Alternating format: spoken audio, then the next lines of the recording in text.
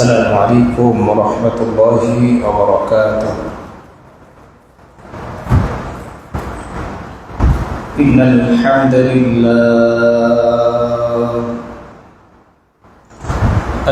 لله الذي جعل الشمس والقمر بحسبان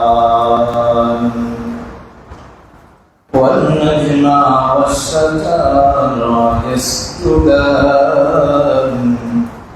وفضل زمان على زمان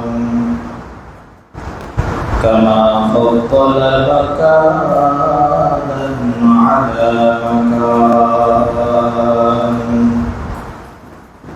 وإنسانا على إنسان ونشهد أن لا إله إلا الله وحده لا شريك له لا ضد له ولا ند له ولا مثل له ونشهد أن سيدنا وسندنا وحبيبنا وطبيب قلوب ربنا ومولانا محمدا عبده ورسوله أما بعد فأعوذ بالله من الشيطان الرجيم بسم الله الرحمن الرحيم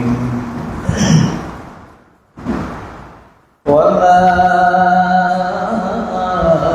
أرسلناك إلا رحمة للعالمين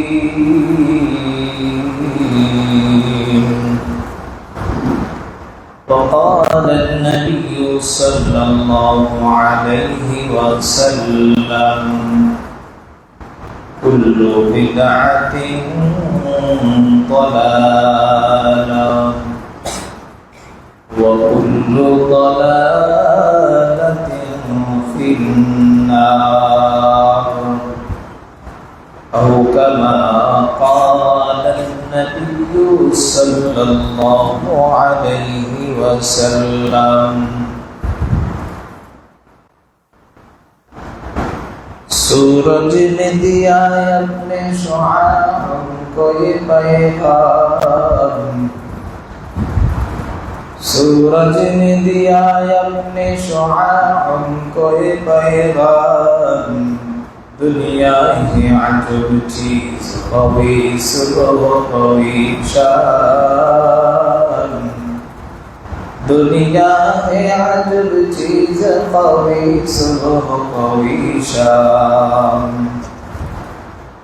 तलवार पकड़ता हो मगर मैदान आसीर तलवार पकड़ता हो मगर मैदान आसीर दुश्मन के मुकाबिल तो लगा नारे तकबीर दुश्मन के मुकाबिल तो लगा नारे तकबीर अव्वल में सलाम दिल से मेरी तुझको दिया है जल्दी से जवाब देना यही तुमको जरूर है जल्दी से जवाब देना यही तुमको जरूर है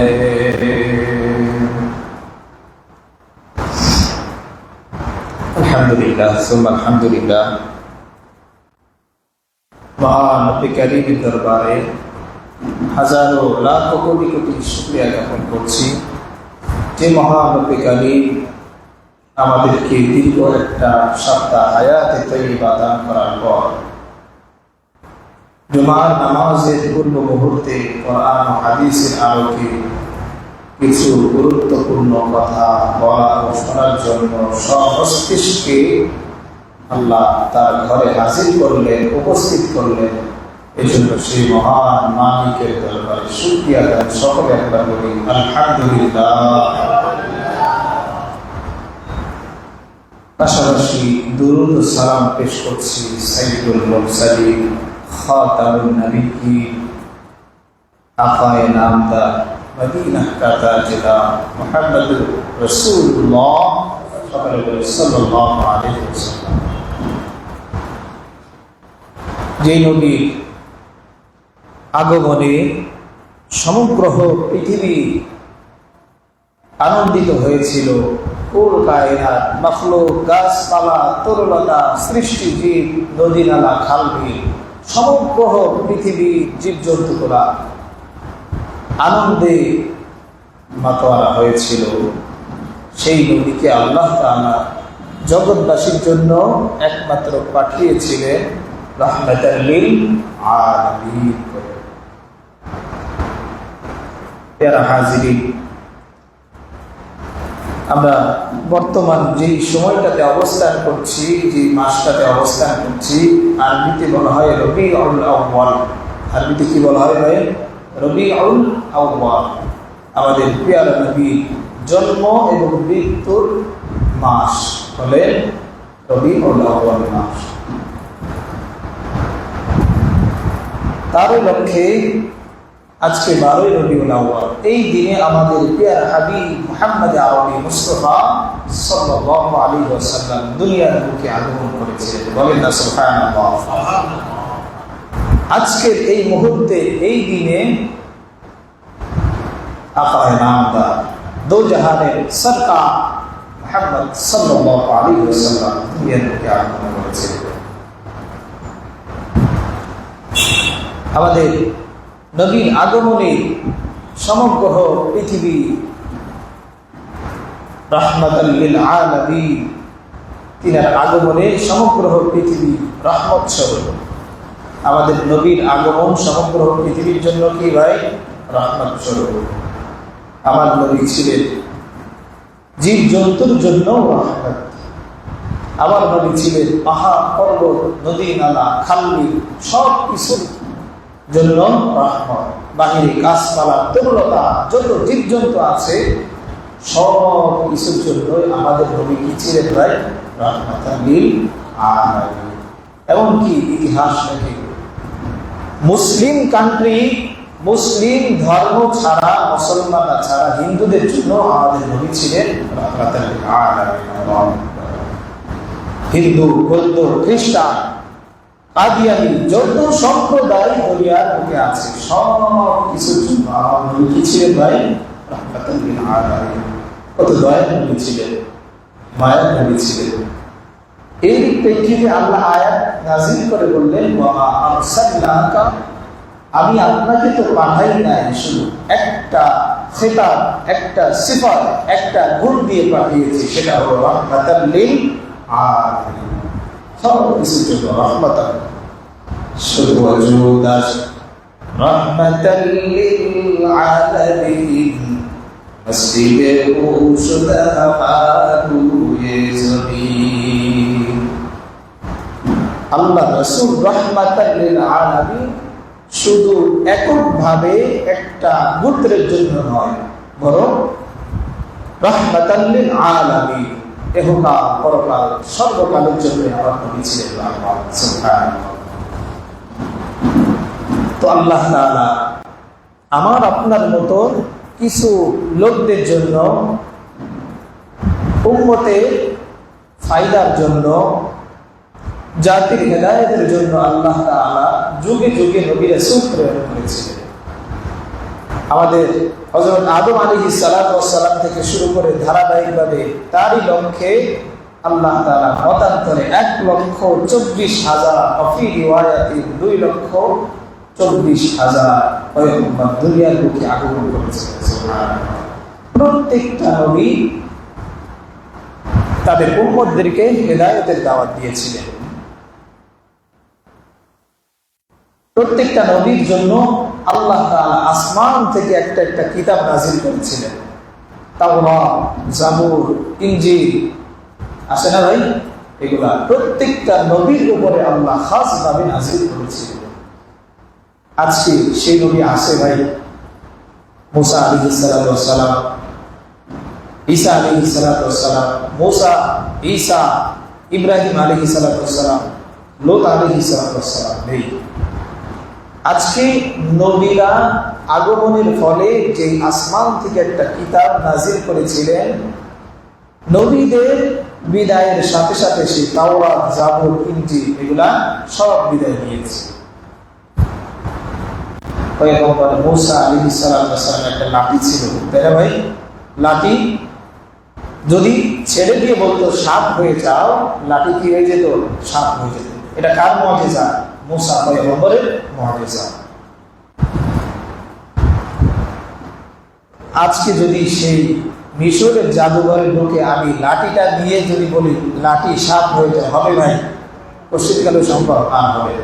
ব্যক্তির সাথে খাস, মূসার সাথে তার লাঠি খাস। মূসাও বিদায় নিয়েছে, তার লাঠির মুআজিজাও বিদায় নিয়েছে। ঠিক তেমনিভাবে পয়গম্বরদের আসমান থেকে নাজিলকৃত কিতাব, পয়গম্বরদের মৃত্যুর সাথে সাথে আসমানি কিতাবগুলো আল্লাহ আসমানে বিদায় নিয়েছে। তবে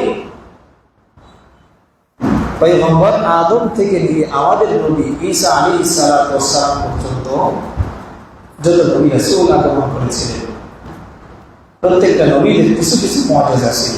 পরিশেষে আমার আপনার নবী, মায়ার নবী যখন দুনিয়ার বুকে আগমন করলেন, তখন আল্লাহ তাআলা আসমান থেকে দুনিয়ার সর্বশ্রেষ্ঠ কিতাব, পৃথিবীর সর্বশ্রেষ্ঠ কিতাব আল কোরআনুল কারীম রাসূলের উপর নাযিল করলেন। সুবহানাল্লাহ। আমাদের কোরআনুল কারীম যেটা আমরা দেখি, এটা কার মাধ্যমে পেয়েছি বলেন তো? মুহাম্মদ আরবি সাল্লাল্লাহু আলাইহি ওয়াসাল্লামের মাধ্যমে আমরা এই কোরআনকে পেয়েছি। কত বড় সৌভাগ্যবান আমরা! আনওয়ালা উম্মত পয়গম্বর বিদায় নিয়েছে, তারপর থেকে একেবারে কিয়ামত পর্যন্ত যত উম্মত আসবে, সব উম্মতদের নবী একজনই, তিনি কে বলেন? মুহাম্মদ আরবি সাল্লাল্লাহু আলাইহি ওয়াসাল্লাম একজনই। আমাদের পরে, তার পরবর্তী প্রজন্ম, তারাও বলবেন আমাদের নবীকে মুহাম্মদ সাল্লাল্লাহু আলাইহি ওয়াসাল্লাম। এজন্য আমাদের নবী ছিলেন রাহমাতাল লিল আলামিন।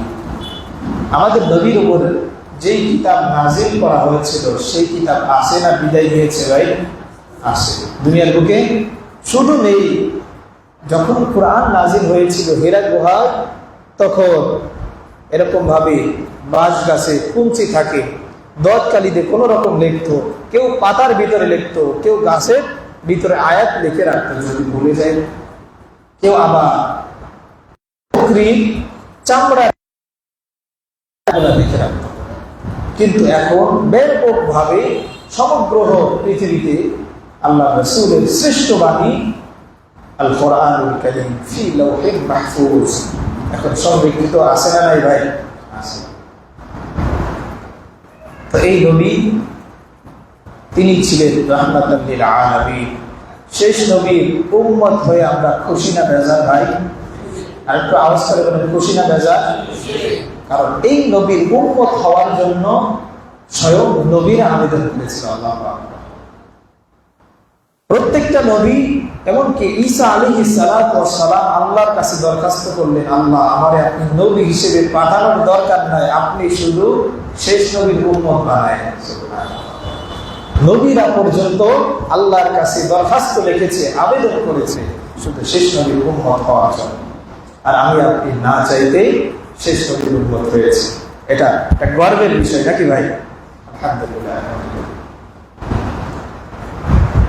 এখন প্রশ্ন আসে, আল্লাহ তাআলা দুনিয়াতে নবীকে কেন পাঠাইলেন? দুনিয়াতে পয়গম্বর আরবীকে কেন পাঠাইলেন?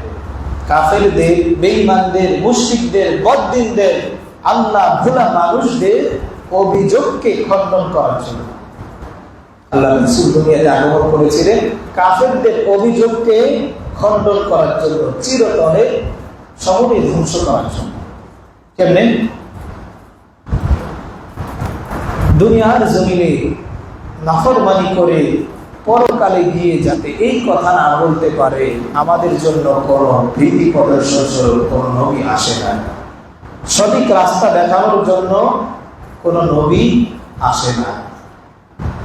আমি অন্যায় পথে চলতাম, মদ জুয়া সুদ ঘুষ খাইতাম, আমাদেরকে ফেরানোর মতন কোন নবী দুনিয়ার জমিনে এসেছিল না, বিধায় আমরা করতে পারতেছি।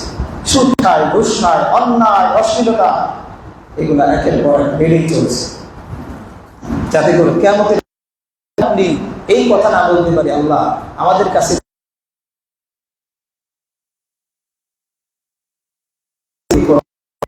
আসে না।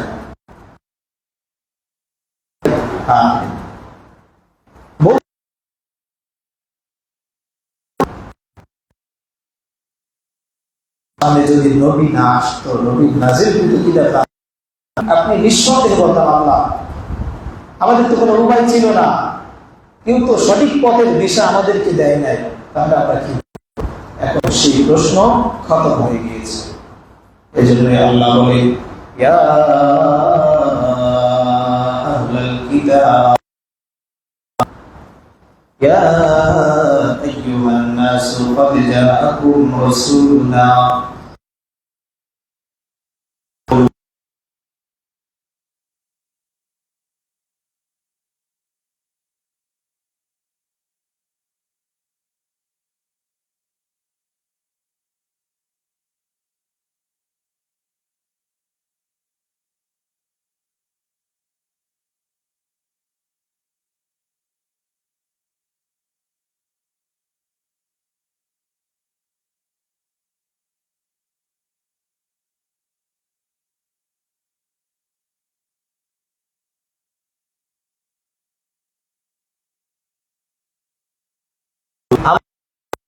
মুহাম্মদ আরবি সাল্লাল্লাহু আলাইহি ওয়াসাল্লাম পর্যন্ত দীর্ঘ একটা প্রতিবন্ধকতা ছিল নাকি ভাই?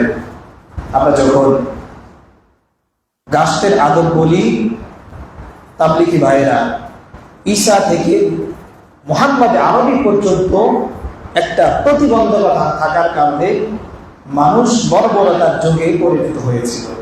অন্যায় অশ্লীলতা বেহায়াপনা তাদের মাঝে বেড়ে চলেছিল, বিধায় আল্লাহ সবার শেষে পয়গম্বরে আরবিকে ইন্তেখাব করেছে। তো বলে ফাতরাতিন মিনার রুসুলি আন তাকুলু মা জাআনা, আল্লাহ ডেকে বলেন দুনিয়ার বুকে আমি মুহাম্মদ আরবিকে পাঠাইলাম, এই জন্যই পাঠাইছি আন তাকুলু মা জাআনা বিবাশিরি ওয়ালা নাযীর, যাতে কিয়ামতের ময়দানে আমি আল্লাহর সামনে সেই কথা না বলতে পারে আল্লাহ আমাদের মাঝে কোন নবী আসে নাই, আমাদের সামনে কোন ভীতি প্রদর্শনকারী আসে নাই, আমাদের সামনে কোন উলামা ইকরাম আসে নাই, আমাদের সামনে কোন লোক দেখানেওয়ালা আসে নাই, সঠিক পথ দেখানেওয়ালা আসে নাই, এই কথা যাতে না বলতে পারে এই জন্য আল্লাহ মুহাম্মাদের উপর আয়াত নাযিল করে বললেন ফাকাদ জাআকুম মিনাল্লাহ বাশীরু ওয়া নাযীর। আল্লাহ রাসূল বলেন বাশীর, বলেন না আল্লাহ রাসূল কি বাশীর, আর সিফাত হলো নাযীর। আল্লাহ রাসূলের দুইটা সিফাত, সিফাত তো অনেকগুলা, তার ভিতর একটা সিফাত হলো বাশীর। আল্লাহ রাসূল কি ছিলেন? বাশীর। ওয়া নাযীর, দ্বিতীয় নম্বর নাযীর ছিলেন, অর্থাৎ বাশীর মানে সুসংবাদ দিতেন, হে আমার উম্মতেরা এইভাবে কাজ করো, নামাজ পড়ো, হজ করো, যাকাত দাও, ন্যায়ের পথে চলো, আল্লাহ রাসূলের সন্তুষ্ট মোতাবেক কাজ করো, তাহলে তোমার ঠিকানা জান্নাত। এই হিসাবে আমার রাসূল বলেন বাশীর, বলেন না এই হিসাবে আমার রাসূল কি বাশীর। সুসংবাদ দেওয়ার ক্ষেত্রে আমার রাসূল হলেন বাশীর। আরেকটা হলো মানুষ অন্যায় পথে চলতেছে, অবিচার করতেছে, মসজিদে আজান হয়ে গেলে মসজিদের দিকে আসতে মন চায় না, এ দুনিয়ার মানুষ চায়ের দোকানে আড্ডা চলতেছে, বিভিন্ন গাছপালার নিচে বসে বসে আড্ডা চলতেছে, মদ জুয়া তাস, আল্লাহ আল্লাহ রাসূলের বিরুদ্ধে যুদ্ধের ঘোষণা চলতেছে। আল্লাহ বলেন আহাল্লাল্লাহুল বাই'a ওয়া হাররামার রিবা, আমি আল্লাহ ক্রয় বিক্রয়কে হালাল করেছি আর সুদকে হারাম করেছি। বান্দা সুদ ঘুষ আলাদা করে, এখন তো আলাদা নেই, ক্রয় বিক্রয় সুদ সব মিশ্রিত হয়ে গেছে। আল্লাহ বলেন আমি আল্লাহ তাআলা সুদকে হারাম করেছি। লটারি কাটা জায়েজ না নাজায়েজ ভাই? নাজায়েজ। মোবাইলের মাধ্যমে গেমস খেলে টাকা উপার্জন করা জায়েজ না নাজায়েজ বলেন তো? প্লেন উড়ায় একটা গেম বের হয়েছে, এটা জায়েজ না নাজায়েজ? দুনিয়াও শেষ, আখিরাতও শেষ। খাসিরাত দুনিয়া ওয়াল আখিরাহ। যারা এই সমস্ত নেশায় পড়েছে পরিশেষে তাদের সবটুকু হারিয়েছে। আচ্ছা বলেন তো, যে ব্যক্তি ঘুষ খায়, যে ব্যক্তি লটারি কাটে, যে ব্যক্তি জুয়া খেলে, সে কি ভালো অবস্থানে থাকতে পারে ভাই? হয়তোবা চক্কা লেগে গেছে 10 লক্ষ টাকা, তখন ভিতর থেকে তারে আরো সুন্দরভাবে সাজায়, আর একটা টিপ মার, আর একটা চালান দে, পেয়ে যাবে একসাথে 10 কোটি। যখনই দেয় তখনই কি ফক্কা, আর কোনো উপায় থাকে? এই জন্য এই সমস্ত কাজ সম্পূর্ণ নাজায়েজ। আমি বুঝাইতে চাইলাম আল্লাহ তাআলা রাসূলুল্লাহ সাল্লাল্লাহু আলাইহি ওয়াসাল্লামকে বলেন আপনার উম্মতদেরকে ফিরান, নামাজের জন্য আযান হয়ে গেলে মসজিদের দিকে তাদেরকে আনেন। আজকে উলামায়ে ইকরাম নামাজের জন্য দাওয়াত দেয়, আজকে তাবলীগের লোকজন হেদায়েতের উদ্দেশ্যে বয়ান করে, আমি আপনি কই পরিবর্তন হই না। আমার আপনার পরিবর্তন না হওয়ার একটাই কারণ, আমি আপনি সদা সর্বদা অন্যায়ের পথে পা বাড়াইতেছি, সুদ ঘুষ।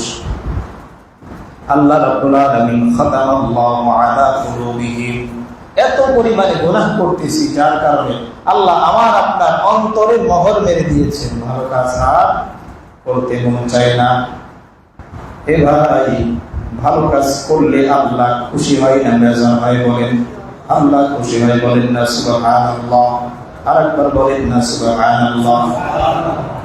যারা দ্বিতীয়বার সুবহানাল্লাহ বলেছেন তার মানে প্রথমবারের সুবহানাল্লাহ আল্লাহর কাছে কবুল। আল্লাহ বলেন যে বান্দা জুমার নামাজ আদায়ের উদ্দেশ্যে বাড়ি থেকে রওনা হয়, সেই বান্দা জুমার সালাত আদায়ের পরে যদি আবার আসরের নামাজের উদ্দেশ্যে বাড়ি থেকে মসজিদের দিকে আগমন করে, এর অর্থ আল্লাহ বলেন তার জুমার নামাজটা কবুল হয়েছে। বলেন না সুবহানাল্লাহ? আসরের নামাজ শেষ করে আবার যখন মাগরিবের নামাজের জন্য রওনা হয়, তার অর্থ হইল তার আসরের নামাজটা কবুল হয়েছে। আল্লাহু আকবার। আবার ইশারের নামাজে যখন বান্দা চলে আসে, আল্লাহ বলেন ওই বান্দার মাগরিবের নামাজ কবুল হয়েছে। সুবহানাল্লাহ। সারা রাত্রি ঘুম পাড়ার পর ফজরের আযান শোনার পর যেই বান্দার ঘুম থাকে না, নামাজের জন্য পাগল করা হয়ে যায়, ওযু ইস্তেনজা মসজিদের সাক্ষী থাক, আমি আল্লাহ রাব্বুল আলামিন কাল থেকে বান্দার যোহর আসর মাগরিব এশা সম্পূর্ণ নামাজ আমি আল্লাহ কবুল করে নিয়েছি। তাহলে আসরের নামাজ পড়তে পারার অর্থই হচ্ছে যোহরের নামাজ কবুল হয়েছে। মাগরিবের নামাজ তৌফিক হওয়ার অর্থই হচ্ছে আমার আসরের নামাজ নিঃসন্দেহে কবুল হয়েছে। সুবহানাল্লাহ দ্বিতীয়বার বলার অর্থই হচ্ছে প্রথমবারের সুবহানাল্লাহ আল্লাহর কাছে কবুল হয়েছে। আমার বিষয়বস্তু সেদিকে যাব না, এটাই বলতেছিলাম রাসূলুল্লাহ সাল্লাল্লাহু আলাইহি ওয়াসাল্লামকে দুনিয়ার বুকে পাঠিয়েছিলেন বাশীর নবী। যারা পথ ভোলা, সুদ খায়, ঘুষ খায়, অন্যায় অবিচার করে, তাদেরকে আল্লাহ তাআলা রাসূলের মাধ্যমে ফিরিয়ে হেদায়েতের পথে আনার জন্য আল্লাহ রাসূলকে পাঠিয়েছে। কখনো কখনো সুদ খেলে আল্লাহ রাসূল ধমকি দিতেন, নাযীর ভীতি প্রদর্শন স্বরূপ রাসূলকে পাঠিয়েছিলেন, হুমকি দিতেন এই কাজ করা নিষিদ্ধ, আল্লাহ রাসূলের সাথে আল্লাহর সাথে যুদ্ধ ঘোষণা করা হবে, অন্যায়ের কাজে চলিও না, অন্যায়ের পথে পা বাড়িও না। এই হিসেবে রাসূল হলেন নবী। সেই রাসূলের জন্মের মাস চলতেছে 12ই রবিউল আউয়াল মাস। ঠিক গত বছর এই দিনে আমাদের মসজিদে আলোচনায় চলতেছিল রাসূলের জন্মের তারিখ নিয়ে। রাসূলুল্লাহ সাল্লাল্লাহু আলাইহি ওয়াসাল্লাম কবে, কোন তারিখে, কোন মাসে, কোন দিনে, কোন বারে জন্মগ্রহণ করেছিলেন বিস্তারিত গত বছর বলেছিলাম। এই জন্য এখন বিস্তারিত বলবো না, শুধু দুইটা প্রসিদ্ধ মত বলবো। রাসূলের আগমন কবে হয়েছিল, অনেক ইখতিলাফ, 2 তারিখ, 5 তারিখ, 6 তারিখ, 7 তারিখ, 12 রবিউল আউয়াল, মুহররম মাস, রমজান মাস, অনেক ইখতিলাফ। শুধু প্রসিদ্ধ দুইটা কওল বলবো। 1 নম্বর, রাসূলুল্লাহ সাল্লাল্লাহু আলাইহি ওয়াসাল্লাম তিনার আগমন ঘটেছিল 8ই রবিউল আউয়াল। কতই রবিউল আউয়াল?